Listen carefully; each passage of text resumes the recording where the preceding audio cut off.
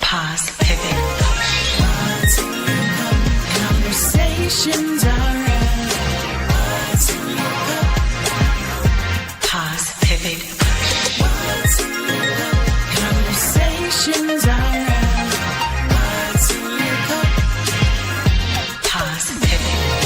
No more change, no more holding myself back. Answering my purpose now. Embracing life lost and all. Today's a new day. Let the old pass away. No more limits, only say. Pause, pivot. Conversations are pause, pivot. Conversations are. Hello, beautiful people, and welcome to the newest episode of What's in Your Cup Conversations. I am your host, your favorite inspirational speaker, life balance and accountability coach and analyst. I am none other than Consuela Nicole, and I am excited to be back with you guys. I know it has been a minute, so make sure you go ahead and tap like, tap share, and share this out. Y'all already know how we get down, right? Everything we talk about is the answer to somebody else's prayer. However, I know we live in a society where people are afraid to be judged. People pray in secret. They pray in silence. So you never know what somebody, your neighbor, your friend, your cousin, your brother are praying for. So make sure you share this out right now. We are currently running live on Facebook and YouTube. So if they're not on Facebook, send them over to YouTube because we got something for you. Y'all, I miss y'all. I miss y'all so much. You know, we took a break. So this is officially the first show of 2026. We are in the middle of season 3 and I am excited. Welcome. Let me tell y'all, welcome to our continued supporters, our new supporters, and our fans, our new family and supporters. As you know, we're talking about what's in your cup conversations, not just your physical cup, but we talk about your mental, spiritual, and emotional cup, right? Because we live in a society right now that we talk about the beginning of someone's story and we talk about the glitz, the glam, and the highlights of someone's story. But we don't always talk about the ups and the downs and the hills and the valleys and what somebody had to literally pour out of their cup to get to where they are. And matter of fact, what was just dumped out of your cup? Because when life starts lifing, sometimes you don't necessarily have a say-so on what gets dumped out of your cup, but it does get dumped, right? And I am excited for my guest today. And I know she got a whole lot to share. And her testimony alone, all I'm gonna say is get your tissue ready. That's all I'm gonna say is definitely get your tissue ready. However, before we bring her on, I need to acknowledge one of our sponsors for today, David Henning and his team at Vantage Financial Services. Today's show is brought to you by Vantage Financial Alliance. Your family is your greatest responsibility and your greatest legacy. At Vantage Financial Alliance, we help families protect what matters most through life insurance, retirement strategies, and legacy planning with wills and trust. It's not about money. It's about peace of mind. It's about leaving something greater behind. Start building your family's future today. Visit VantageFinancialAlliance.com to schedule your free strategy session. Vantage Financial Alliance. Faith, family, and financial freedom. Awesome. Thank you again to Vantage Financial Services and the David Henning family. We appreciate all of your love and your support. So let me tell y'all about my guest, y'all. So I know y'all been watching me, share some things and all the wonderful things, but I'm going to read part of her bio, just a little bit, because I know I'm not going to be able to tell her story like she tells her story. Today, I have this awesome, awesome young lady known to the world as J. Kelly, but of course, it's Jaleisha J. Kelly. She is a mother, a minister, a community advocate, and a woman who believes healing is possible even after loss. Her life has been shaped by grief, resilience, faith, and the calling to help others navigate the hard seasons with honesty and hope. Ladies and gentlemen, boys and girls, help me welcome to the stage none other than Miss J. Kelly. Hey y'all, Woo, hey woo. y'all, Hey, hey you are. hey y'all, how are y'all? Yeah, I am excited because, baby, this show has Yes, been in the works for a minute. yes. I'm excited. Yes, well, you like Definitely been we almost need to 6 get months. almost a year though. We've been trying to get to this. Has it been almost a year? Yes. See, I said almost 6 months, but okay. Don't throw me up Almost on a the year. bus. We got we I think something had came up with me, and then I was just like, I can't do that day, so we had to push it back. So it's been almost It was something that came up with all of us. So I am excited. I first of all want to say hello to each and every one of our listeners today, our supporters, our followers. You're gonna have to explain this one to me. My tall bestie, yes, that gotta be an insider. Yes, I am really tall in my heart. So when my Kim met me, I call her my Kim met me. She thought I was just tall giant, and actually, I'm in my heart I'm 6 feet, but in real life I'm 5'3.5", or I got 3.5, 4, maybe 4 quarters. You know what? That's funny because I have one of those. My sister friend, my queen, Miss Monica, right? She only stand 4'11", but don't tell her she don't stand 7 feet tall. Yeah. I'm 6 feet. On my license it says 5'6". Don't tell nobody. They can't tell me no different. Okay. Well, you know what? Before we do anything else, I read part of your bio. I did. However, that's a smidget of who you are. Right. I know when you go out into the community and you do all these different things, you hear your bio all the time. However, how do Jaleisha introduce herself to the lady in the mirror every morning to get her day going? How do I introduce myself? Healed. First of all, I introduce myself as healed. I introduce myself as overcomer. I introduce myself as humble more than anything. I introduce myself as servant, for and foremost, of God and people.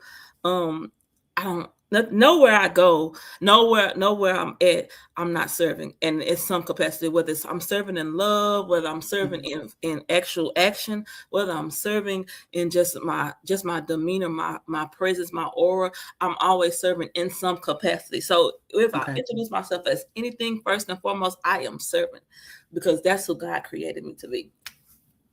I love that. Now, we're gonna be transparent, right? Yeah, let's go. First of all, where your cup? Where your cup?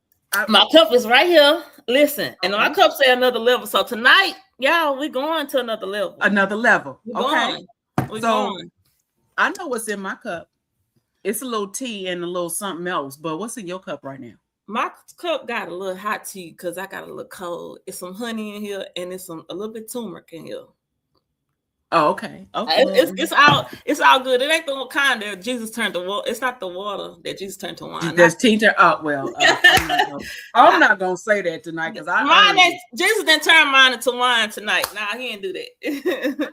That was today, But all jokes aside, I appreciate you first and foremost, right? But you smiling today. Yes, I'm smiling. Listen, that's the only thing that get me through. You are smiling today, and without telling everything yet, because we're gonna get to it. How easy is it for you to keep this smile on your face? Now that's the story. Okay, it's a let's get into reminder for me that I'm here. My smile represents I'm here. Every day I wake up, I have to remind myself I'm here. So my smile is me saying that I'm here. I could be. I'm supposed to lose my mind. I'm not supposed to be here. That's really in real life. I'm not supposed to be alive. So my smile represents that I'm here. So every day I had to smile at myself to let myself know that smile represents your life, your presence, what you just you in the whole being, because you're not supposed to be here physically, mentally, emotionally. I'm supposed to be wiped out. So my smile represents that I'm here. Okay, so you just said a whole mouthful, right? Mhm. That you're not supposed to be alive. No. Let's jump into it, because If a lot of people can say they're not supposed to be if it was by unfortunately their own hands or something of that nature, and we gonna rebuke that spirit in the whole nine, because we do that. Um, but why would you make that statement? because literally the enemy has been on attack. I can go roll a scroll how many times that I've brushed with death, from the age of 3 of me swallowing a chicken bone, from the age of 18 on my graduation day with my car flipping over, from the age of 32, 39, 37 when I had the accident with my baby. No, I'm sorry, 32. 32 when I had the accident with my baby, and we was hit from a box truck from behind. I can roll a scroll. Like I listen. I've had several, even up until probably a couple of years ago when some domestic violence almost hit my life. So I can roll a scroll while I'm not supposed to. Ooh, okay. Okay, so let's touch on the domestic violence first. And I say that because that is one of those unfortunate taboo conversations. As much as we need to talk about it, people don't always talk about it until it's too late, right? Then everybody wants to become an advocate or talk about it or all the things. How did domestic violence touch your life? It happened so fast, but I realized I wasn't fighting a person. I was fighting a demon. And this is the first time sharing this worldwide. Please hear me. Okay. It's no indictment against the person. I just realized I wasn't fighting him. He wasn't fighting me either. He was fighting his own past. And so with that, us fighting each other. When I say domestic violence, I'm gonna be real transparent. It wasn't just me. It wasn't just him. It was us. Okay. Going at it. So when I say I cannot say, oh, he did all the things, because I went back with it. So we both was wrong. I'm not gonna put it all on him. I would never even, but we both was wrong. So we both sat in a situation where we were fighting each other, but mostly because of it just got so big. And again, it's a situation that I'm still working through. So I don't want to put too much of it out there, because I don't want, like I said, I still got dealings. Still got legal dealings working on. Yeah. So it just got really bad. It really got bad and hectic for me, and I didn't realize until I stood face to face with him in my face, and realized that, dang, this is really not my fight. I really realized this when I really realized that I didn't fight flesh. I wasn't fighting against flesh. I was fighting against a demon. And to this day, that moment that I had to face him, that moment, it was really scary for me. Luckily I had the people that I had in my life, who was able to cover me and protect me. It was scary. It was one of the scariest situations that I had to face in my life, like physically, like, because I couldn't do nothing. Every situation, let me say this, every situation that I faced have been a lack of control. I could not control it, but this one, for some reason, was heightened because I knew this was me. I stood face to face with the devil.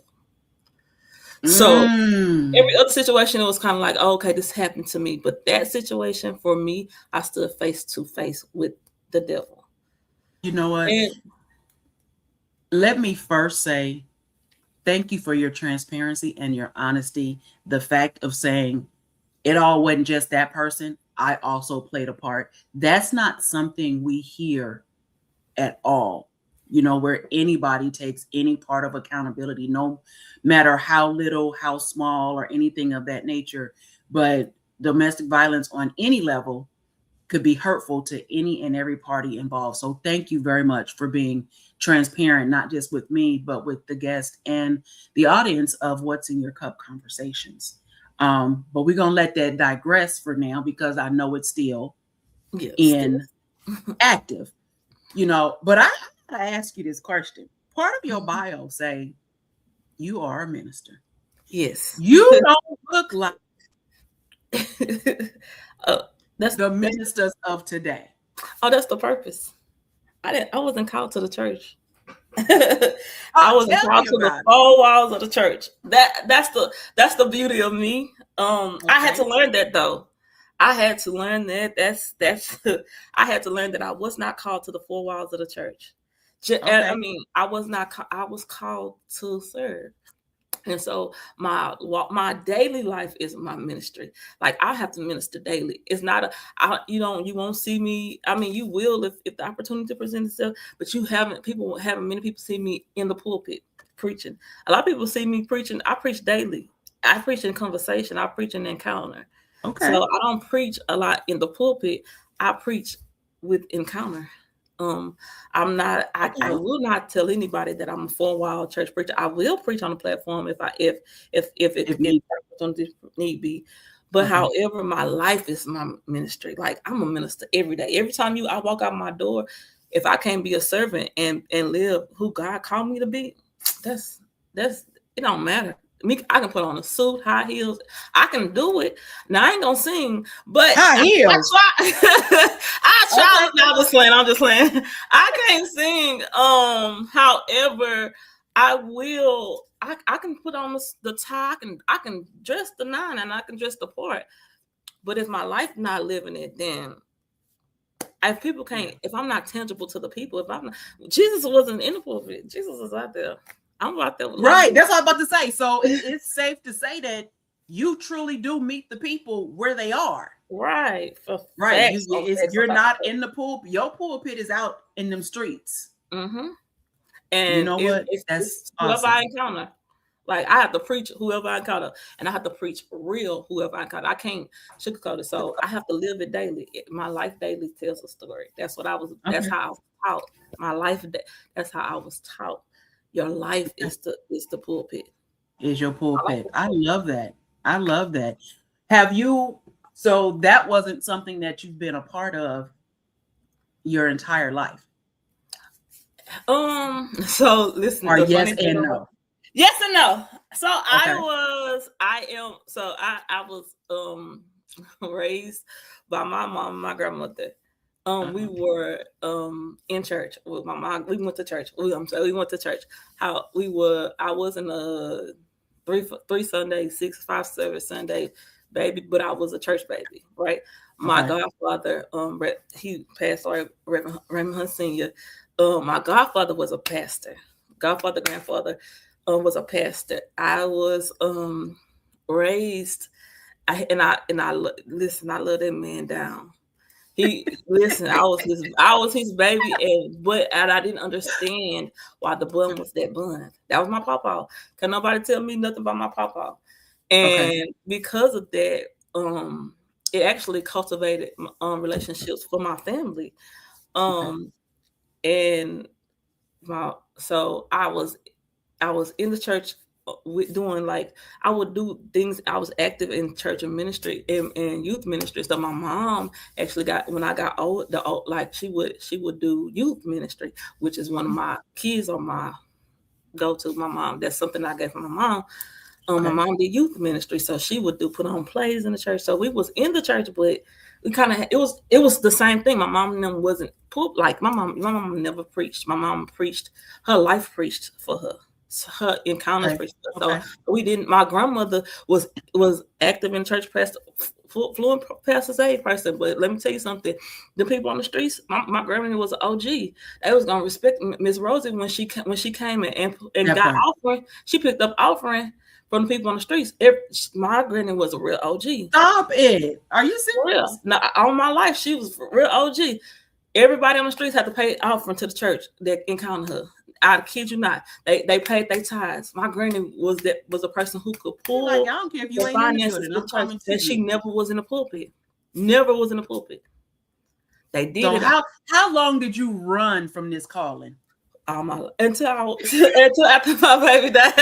Oh, I ran from it because it wasn't it was like, dang, I didn't feel like my calling looked like everybody else's calling. And so I ran from it. I didn't accept my calling until 2009. 2019 it was 2020, man. 2020. That's when I Okay. took it. So we're gonna talk about, what happened to make you have that switch in 2019, 2020.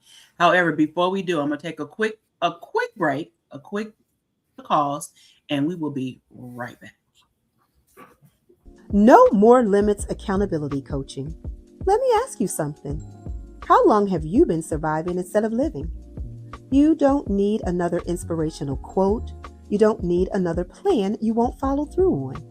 What you need is accountability that actually changes your behavior. No More Limits Accountability Coaching isn't motivation, it's alignment. It's the structure that meets your soul and supports that refuses to shrink you, but pushes you to the next level. We don't just talk about balance, we build it. We reclaim your time, your voice, and your energy on purpose. If you're tired of starting over, tired of being strong for everyone else while neglecting yourself, this is your moment. No more excuses, no more burnt out cycles, no more limits. Visit ConsuelaNicole.com. No. Welcome back. So I had to take that break because your next statement is heavy. Your next statement is heavy, and it has to do with the birth of Jordan's heart. Yes. So let's talk about it.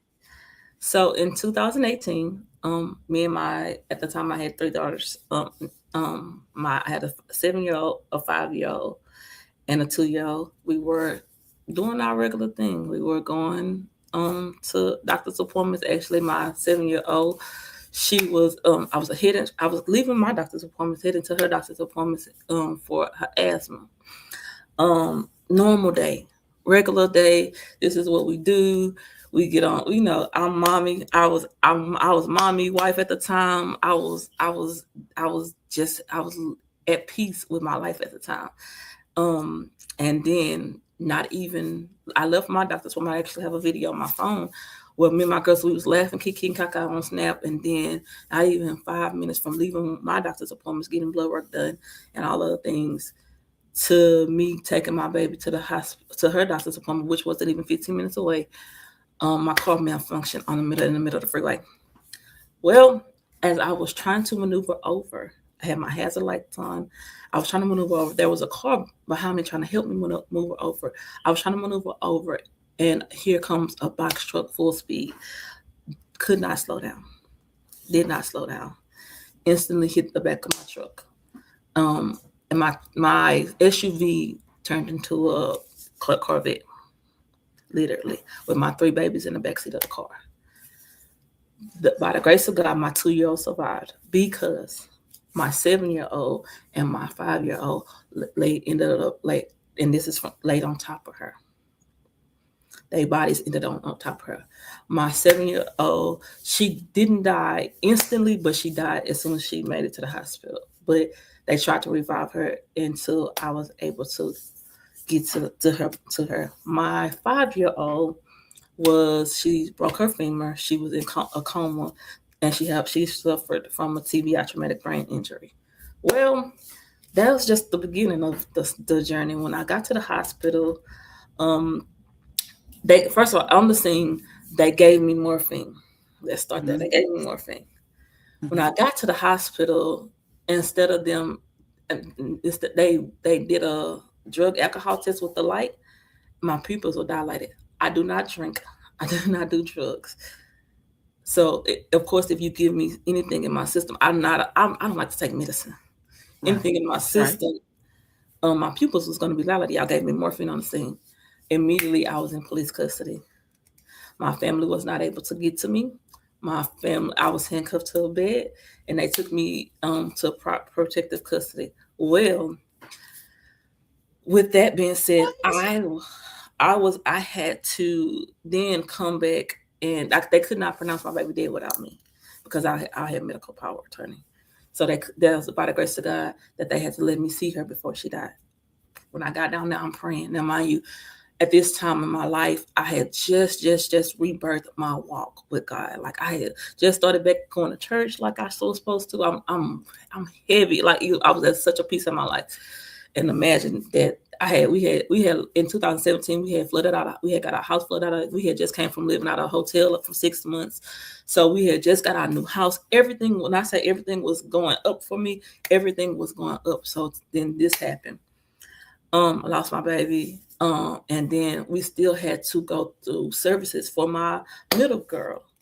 Well, in that process, it was costly for us. It was so costly. I stay in Humble. I had to travel all the way to the southwest side of Houston to get services, which was costly. I'm and my husband, we young parents, and we got a fresh house note. We got a car notes. We trying to pay all this, but we still got to travel, make sure our kid is okay, and make sure that we eat every day. And then we got this 2-year-old who we still have to deal with. Well, what they told me at the time was that she wouldn't remember a thing, nothing. She wasn't going to remember nothing. Your 2-year-old. My 2-year-old. She was at the time. My baby had been potty trained since she was 18 months. She had started regressing, and we didn't understand. She was acting out. We didn't know what was going on with her. So all of these things, mental health that needed, my baby needed services for speech. Me and my husband at the time needed counseling because that was a whole nother situation that the CPS, and we needed counseling for the grief that we was going through to try to even as a couple and individually process us just losing our baby. On top of, I was going through legal thing. I was still going through the process to be cleared, which took 6 months. To be cleared up. So I had to hire a lawyer. I had to do all these things in my process. I had to do all of these things. And I was just like, Lord, this has got to be a resource out there. So now here's how God works. As I'm going through my process, he's dropping people. He's sending people in front of me that I'm just meeting along the way. I met some young girls who just needed mentorship. I just met so many people along the way of my journey that I was just like, if there was a thing of a middle ground, how can I help these people? I'm thinking about helping everybody else in what I got going on. Right. There's got to be resources on the north side of Houston to get to these people. We have to make the connection some type of way. And so I'm thinking about, I'm in my headache, in my trauma, I'm thinking about like, there's gotta be another way. My mom even was like, my mama, she hit the ground running. My mama passed away in 2021. My mama was on it. She was. If it wasn't for my mama, the village, my rock.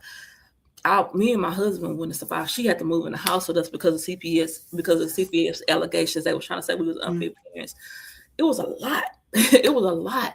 And so imagine somebody. I lost my oldest child, my firstborn. The child. Here's the thing: the child that the doctors told me I had endometriosis that I wasn't going to even be able to have. And imagine God giving her to me only for me to lose her. So that trauma, it was me and my husband's, my high school sweetheart, our first baby. We had got married young. That was our first baby. We lost her. And so she was, when I tell you my girl, if anybody who encountered Jordan can say they met an angel on earth. The girl was reading at 3. I worked for an elderly care home. This girl, I didn't even know this. She was in there reading the elders' mail for them. Like, she was fluently reading at 3, 4. Oh, wow. So she was in there reading their mail to them, like telling them what their mail said. And I'm like, y'all was letting her do it. Like, she was an angel on earth. So when I tell you, like, to use her name and to let her live out her purpose, these are stories I didn't make up.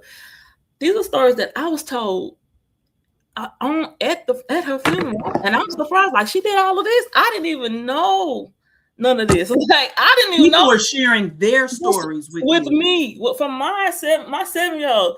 Like, I'm like, when she was doing this, like, she literally 7 years of completion. She completed her assignment here on earth. Literally, her teachers are telling me, like, she would stay back in class while all the kids went to recess. They having worship sessions in class. I kid you not. That's who she was. And I'm like, she helping the teacher clean up class, have worship session with the teacher. She sacrificed her. She sacrificed her life to save her sisters. Indeed. And that's the part people don't know. That she literally laid over the. I heard it. I heard you say it. That's why I'm like, wait a minute. She literally sacrificed her life to the very last day. When you pull a report, that's how they describe her.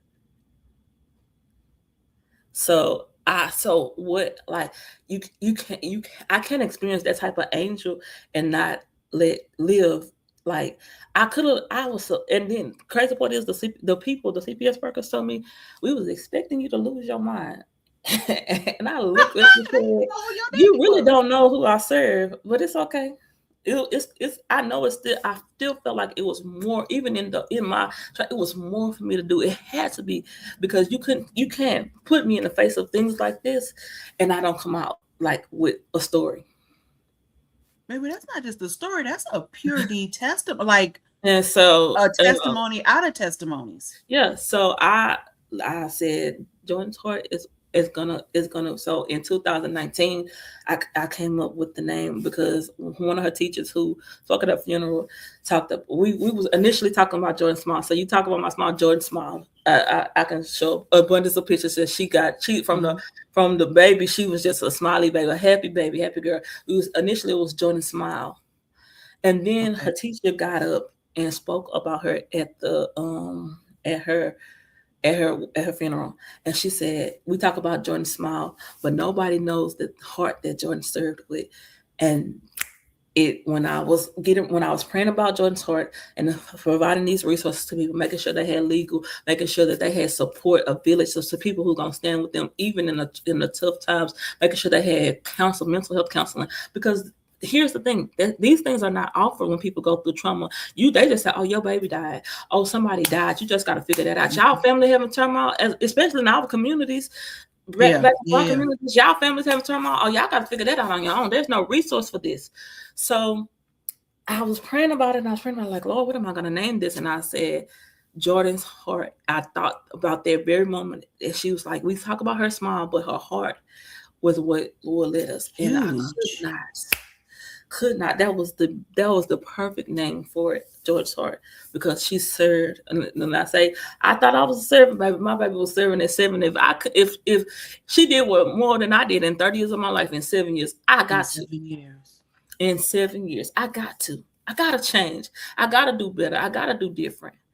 And so, truthfully, she was the reason why I accepted my call, because she was my angel. Now, and again, I went down from, and then my heart was torn. So how do you tell a mother who lost a kid, and then I still got 2 more girls to raise? Right. Now, so let's talk about that. Right. God called your oldest baby home, but left you with 2 more. How did you manage? And at the same time, what can you tell a parent that's going through that right now? And I say that because I was scrolling through my timeline like the last couple of days, and I was looking at all these grieving parents, right? That's getting ready to lay their kid to rest. How did you make it through? Or are you still going through? And what can you tell these parents that's experiencing this right now? Your grief don't stop. It's a daily. Every morning I get up, I have to remember that I don't have to get my baby ready for school. Every morning I get up, I have to remember that she's not a addition. Every day I had to choose to live one, and then my heart is torn between heaven and earth. I always say this as it's a big thing. My heart is torn between heaven and earth. However, heaven has completed. God got my baby in heaven. I got the responsibility to these babies. That I have to. Here's the thing. My grief is not just about me. I have to walk with them through that grief because I lost my baby, but they lost my oldest two was 13 months apart. They back to back. Mm-hmm. They had never did nothing without each other. So my middle girl who's in an accident and had her issues and her TBI, I had to walk her through her grief. We had to put her in counseling. My baby girl, she lost a big sister. She was the big sister. She was second mama to her. We had to put her through counseling. So when I say that it's over today. Oh, it's gonna time heals our wounds. Don't tell me that grief. That's not true. That's not true. That's the worst. That's the worst thing you can tell a person. Ooh, say it again. Yeah, that's the worst thing. Time don't heal because every day I get up, I got to remember that my baby is not here, and so I do it daily. I have to choose to live not in a moment, not every day, every day out for 24 hours a day, at least. And this is at least 23 hours a day. At some point, I say, I wonder what she would be if she was right here today. So 23 hours of my day, every day, she crossed my mind. You playing the what if game, the what if I'm playing the what if game. However, I have to choose to live because I know that my baby was still with me, regardless of what's going on. Like my baby would want me to live. And I know that even if she would have lived, she wouldn't have wanted to live without in a vegetable state. Now, what I tell my girls, we sit down. Hey, we know that her birthday on April 1st. We sitting down. Hey, let's. I know you. A couple of weeks ago, my 13. She's 13 now, which is my middle girl. She said, "Mommy, I've been thinking about Jordan every day this week." Okay, let's talk about it. And we go to counseling now separately, each one of us individually, but we also come together collectively and we counsel together as a family. Me and my girls would sit down. So I'm not putting out what I'm not doing actively myself. Right. So that's what I'm saying. It works. So we sit down. It's hard. It's some days it's hard for her. It's hard for her to go to school and she had to tell people, hey, I lost my sister. And they like, well, you got two more sisters. No, I had a big sister. I'm not the big sister. I had a big sister. Right. And she had to explain to people the story over and over. When she had to tell her friends the story, it gets heavy for her. So we had to get her to counseling so she can talk out the feelings that she haven't understand. It's okay to cry that you miss your sister. It's not normal. If you see mommy crying, I had to learn how to cry in front of my kids too. Okay. And that was challenging because I was taught to be strong. Right. So I had to let them see me weak. Like I'm crying today, mommy, because I miss Jordan, y'all. But and I might be a little bit frustrated, but I miss Jordan. So and then here's the thing. I lost my baby in 2018. I begged and lost my mom in 2021. My oldest and my mother. So grief have been the challenge for me. Is these last so when you're going through or when you're having these moments, right? And I know everybody deal with grief differently, no matter what the relationship is and things of that nature. I know one of the taboo statements that people, well, let me know what I can do for you. When you're grieving, I know for a fact, you don't even know what you need, right? Or you don't know what you need because you have went through that. What could have been one or two of the biggest things that anybody could have done for you? I know a lot of people say, order food and just have it delivered to their home or wherever they are type of situation. Would that have worked for you, or would you have, now that you can see a little bit clearer, because I know you have your cloudy days, what would you have wished someone would have done for you during those harder times? One of the greatest things I have is my best friend. Shout out to her. I called my best friend at 2:00 in the morning. She stayed in Conroe. I stayed in Humble. I just called her and held the phone. My best friend drove from Conroe to Humble, and we laid on my floor and we cried.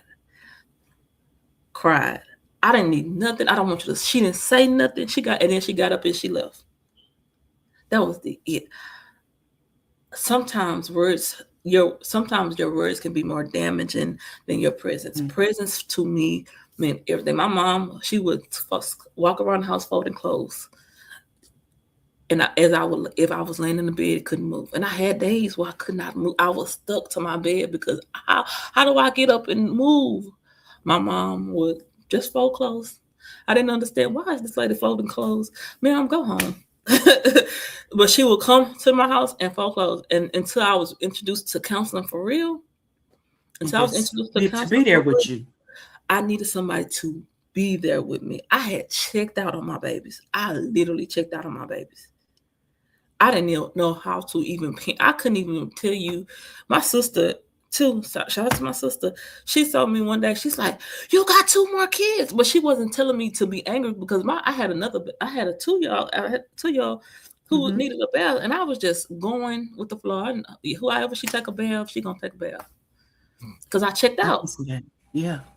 I checked out. But my mom, she was like, my sister like, hey, come back. We need you here. They was fighting for you. They were fighting for me because I could not fight for myself. And they lost just like my baby was the first granddaughter. So they was fighting for me just as much as they was fighting for themselves. I had people fighting for me, literally, for me to be okay. I had a village. And that's one of the greatest things I think that I do not take for granted is the village that supported me through this. I had people, my church family, I would go to church and one day I went to church and laid on the floor and cried. Guess what? Somebody came and laid on the floor next to me. And laid with me. Shout out to Shamika Preston. She came right on the floor, laid with me until I was able. I can't move. That's how much it was. That's how agonizing the heavy the grief was. I was laying out in the floor. I just had to, because I didn't want to walk. I didn't want to move. It was so heavy on me. But because the people that I had around me, my church family, my friends, listen, and then I encountered my mentor, my spiritual mom. Listen, when I say they pulled me out of it they do not let me leave. They do not leave me. They do, even now, they'll still randomly, you ran across my mind today. And just reach out. I ain't saying nothing. I'm just telling you, ran across my mind. They know I won't. I may not text back. I'll say thank you, but they'll know that. Because here's the other side of it. When holidays come, I've learned to grow past it, but it's heavy. Mm-hmm. Because I have to remember that. It's some missing pieces from my table. Some very important missing pieces from the table. I had to learn in counseling, I had learned to find my seasons of up and find my seasons of down. That's a bit, you know what? I'm gonna take a quick pause because baby, you are not gonna continue to have my eyeballs to sweat right now. We wasn't supposed to. We're gonna let God do his thing. But we're gonna take a quick pause just for a moment and we will be right back. Are you paying more than $60 a month on copays and prescriptions and still stressing about when or if you can get care? That's not peace, and it's not how healthcare should feel. With ConnectMD, you have one low monthly membership that covers your entire family. No copays, no waiting weeks to be seen, just 24/7 access to licensed doctors, therapists, and virtual care. Right from your phone, on your time. From urgent care and medical health support to prescriptions and everyday medical needs, ConnectMD shows up when life happens. Choose access. Choose simplicity. Choose peace. ConnectMD, because your health deserves better. Visit what'sinyourcupconversations.com today for more information. What's in my cup? Now, just kidding. Miss Kelly. Miss Yes. Kelly. You didn't, man, that was that's not even a story. That's a testimony. However, from that particular season of your life, of your family's life, you birthed your nonprofit of Jordan's Heart. Tell us about the nonprofit, what it does, who it serves. Tell us about it. So Jordan's Heart is a nonprofit who provide resources for families who needs mental health counseling, who needs resources, whatever that may be. We try to find resources to the best of our abilities to help, legal resources. I eventually want to add parenting classes. I'm working on that. Counseling services, we have those set in place. We have counselors available for counseling, including myself now. I just did that. Yes, To be able to, give like a little bit of counseling to people. I'm not licensed professional, but I am a licensed Christian counselor, so I can do if need-based counseling.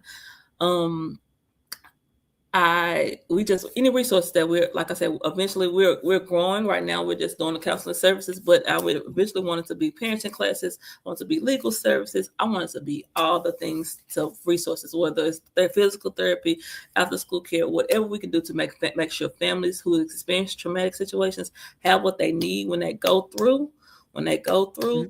We want to be there. Like, hey, you listen, y'all need help right here. Meet us right here. We got you.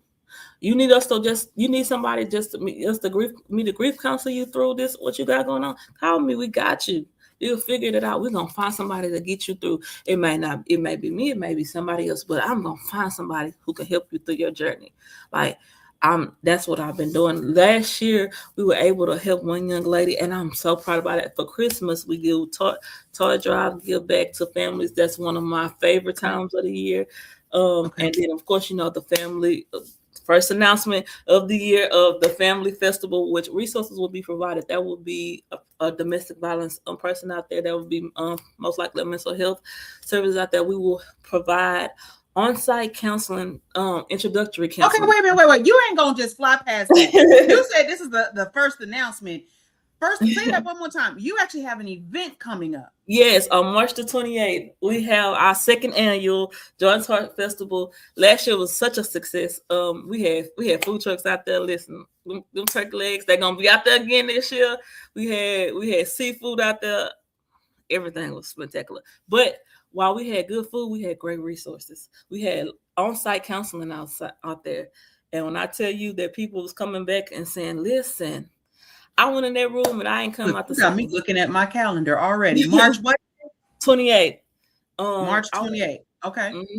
So this, y'all heard it. First announcement. Look, Kimberly Powell, thank you very much. March 28th. It is coming up, the second annual. So make sure you go to the website. So it's going to get updated soon. When all the promotions start, please make sure you share it with us so I can share it with the people. Yes, I will definitely. Let us know, because we have listeners far and wide across the globe. What do Jordan's Heart need from us? How can we be of support? Listen, all donations matter. $5, $10, $20, $100, $500,000. All donations matter, because what your donation do is send a resource to a family in need. If they like, I promise y'all, I'll show y'all my text receipts. We give it directly back to families in need. We like I said, last year we helped a young lady go through counseling. She ended up doing great things with her life, with great transition. She had lost a baby, got her some services. Listen, I promise y'all, all donations, you can donate cash out, you can donate, if you need to donate via credit card, you can donate, but you can donate PayPal. We do have those resources available. I'm working on Zelle. However, our finances right now, even here's us. And if you want to provide free services, I do vet all my people. Okay. So if you want to provide free counseling services, if you want to provide free legal services, if you have a resource that you want to provide to the people, contact me. Listen, whatever you want to do for the people to help. And this is strictly nonprofit. I do not profit from it. So understand that you are giving back to a community of people who cannot help themselves. And listen. So if you don't have finances, if you have a service that you want to volunteer, get with me. I am looking for a male counselor to join my team. All right. Where the men at? Where we the women are all over the place, and I love my women. You know, I love all the women, different races, religion, all the things. She put it out there. She needs some men. Yes, where please. are our men I need a ministers, male our counselors, our coaches, our therapists? Where are the men? We need the men to show up for Jordan's Heart. Reach out to her by the website, Jordan Heart. Also, Jordan's, let's get it right, because branding is everything. Jordan's with an S. Jordan's Heart. Also have a Facebook page. Reach out, connect, share. And it's the one with the little girl with the red shirt on. It's not the one with this logo. It's the one with the little girl with the red shirt on when you look up Jordan's Heart. However, yes, men, listen, Jordan's Heart is not just for women. It's for families. It's not just for children. It's for families. We listen. We want to help the men too. Men lose kids too. Absolutely. Lose kids too. Men have struggles. So there are single dads out there that need help. We want to help you too. So listen, I want to help you. I want to be a blessing to you too. So please don't think that this is just a women's organization. No. My female counselors, my main female counselor, she can get down there with the males. So don't think that she can't. Okay. She can get down there with the males. However, like I said, it'll probably be a more comfort thing for another male to be in another male. To talk to another man. So, yeah. Even if though we don't have a male counselor right now, I do have somebody who can handle you. Not handle you in that way, but I'm saying who can help you. Who can be there for you. Right. Yes. Right. And that makes sense. She's not female centered at all. So she's people centered. So yeah. Okay. So it's safe to say, Miss Kelly, Minister Kelly, J. Kelly. I don't know what to call you right now. We just gonna call you J. Kelly. I'm just saying, right? You are, in society's eyes, a flawed woman. Indeed. Right? So I need to ask you, what does it mean to you to live life while being beautifully flawed? Because baby, you wearing your flaws and your scars with pride. And I know I done been all on your Facebook page, and there be some days you will go live with tears and the whole nine, but you do it still transparently. What does that mean to you? You want to know what's so funny? I'm going to be real transparent with you. That was the question of the day for my counseling service. What do I mean to listen? Now I get to do it on live. I get to answer my homework on live. What does it mean to be me? It means, like I said from the beginning, it means to be servant. It means to be humble. It means to me to be healed. Healing is the most important thing to me. I know that people are transparent to an extent. I try to be as transparent as I am about my life, about who I am, and about what I do. Because if people see it in real time, then they know that it's real. At first, I was scared to be transparent, and I'm not gonna lie to you because people judge.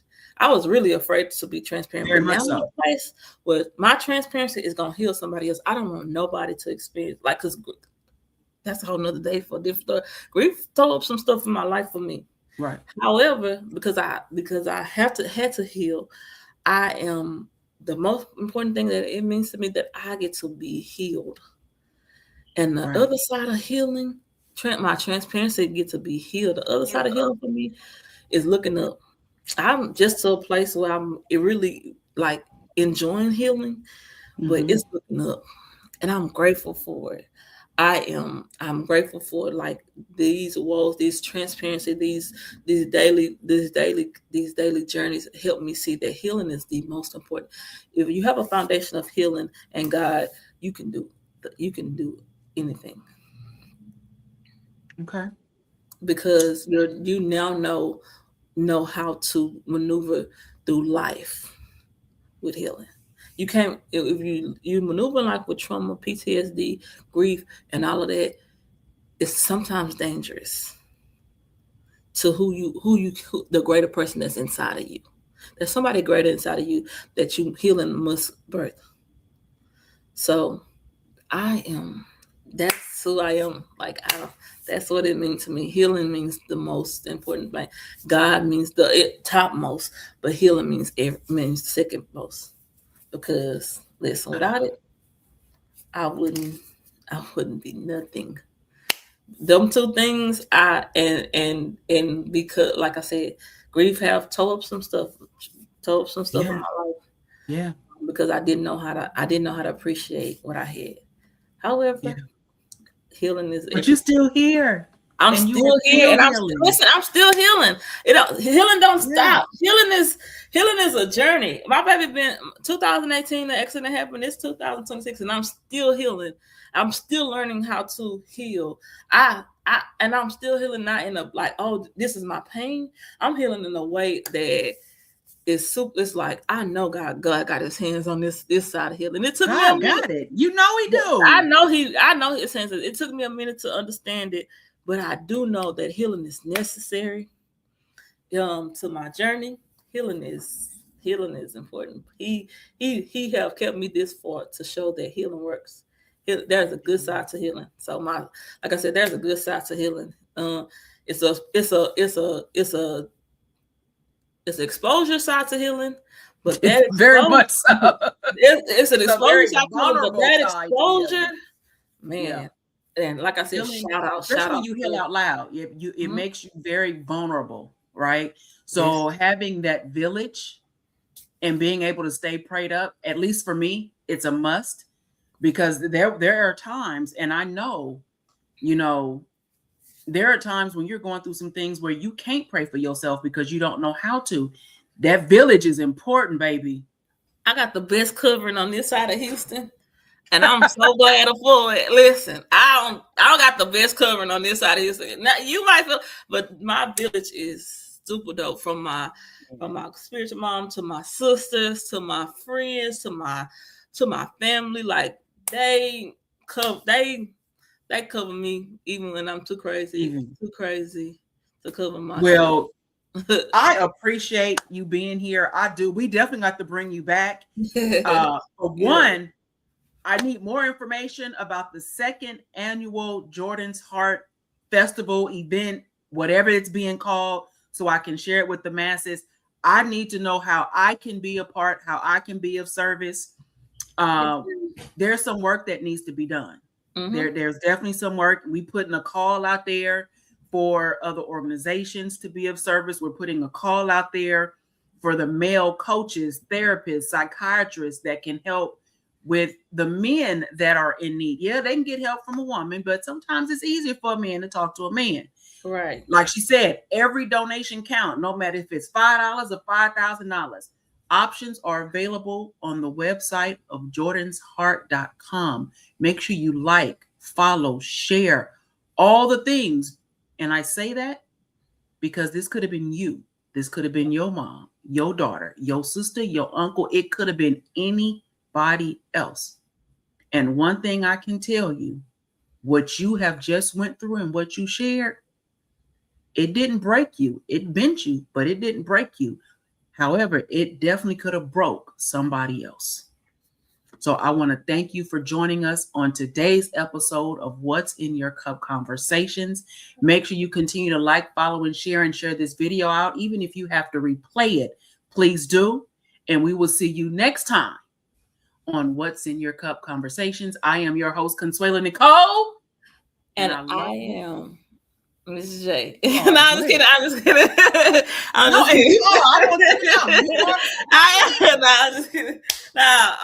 am Minister Jaleisha Kelly, also known as J. Kelly. But y'all, I'm serious, y'all. Let's connect these resources. Anybody who need it, connect with me. Inbox. I do reach out as soon as possible. And please, if you want to connect on resources, if you have resources, get with me. We could do this. I definitely see y'all. I see y'all on the 28th, right? Yeah, See y'all on see us 28th. on the 28th. See y'all on 28th. All right. See y'all soon. Conversation, yeah.